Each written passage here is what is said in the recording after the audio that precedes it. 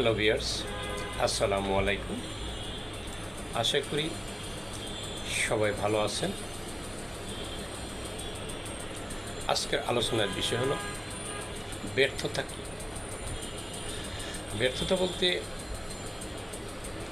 আমরা মনে করি বুদ্ধিহীনতা এবং কম বুদ্ধিসম্পন্ন মানুষগুলি কাজে ব্যর্থ হয়, কিন্তু তা না। ব্যর্থতা হওয়ার কারণ সঠিক সিদ্ধান্ত, পরিশ্রম যদি আপনি না করেন তাহলে আপনি কাজের থেকে ব্যর্থ হবেন। তাই